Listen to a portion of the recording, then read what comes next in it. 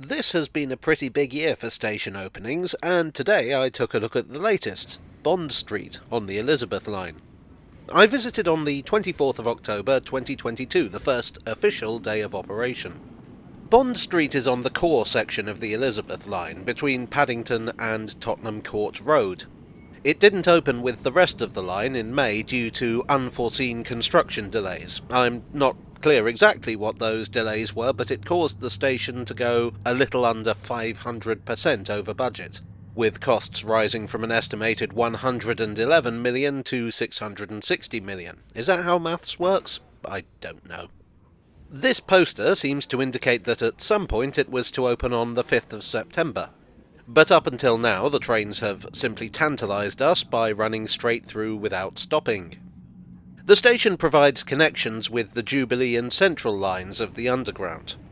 The Jubilee line connection will no doubt be of particular interest to a lot of commuters, as it'll give passengers a much shorter journey from the West End to Canary Wharf, skipping busy stations like Westminster, Waterloo and London Bridge.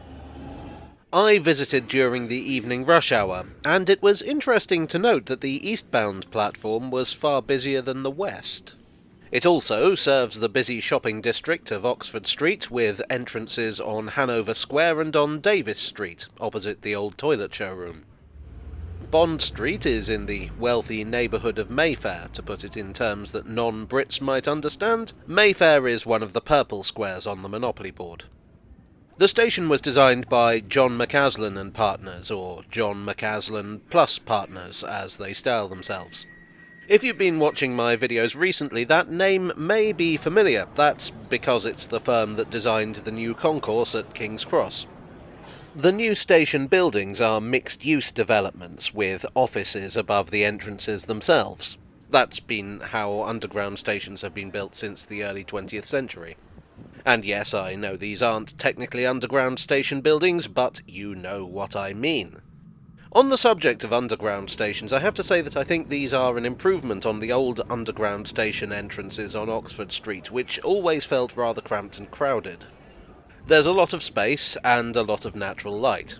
Well, there wasn't much natural light when I visited, but in theory, you know. The Davis Street entrance includes artworks by Darren Allman, sponsored by Selfridges and the City of London Corporation in partnership with White Cube. These take inspiration from locomotive number and name plates. The works are entitled Shadow Line, Timeline and Horizon Line. There's a long explanation of the meaning of these artworks on the Elizabeth Line website if you're curious. New developments haven't been limited to the station and the immediate environs. Medici Courtyard is a new open space created by the redevelopment, along with passages leading to the Hanover Square entrance.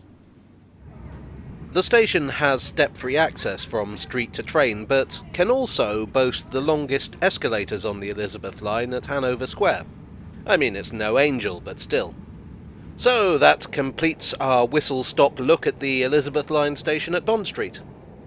The original tube station was opened on the 24th of September 1900, and now, 122 years and 1 month later, the first national rail trains are using it. I'll be interested to see what sort of impact it makes on Londoners' travel patterns.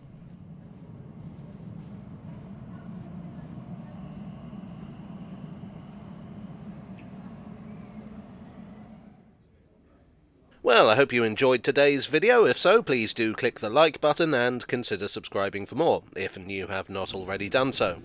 Thanks as ever to my donors on Ko-fi and Patreon. You are the explanation to my abstract artwork. And I'll see you all again very soon. Cheerio.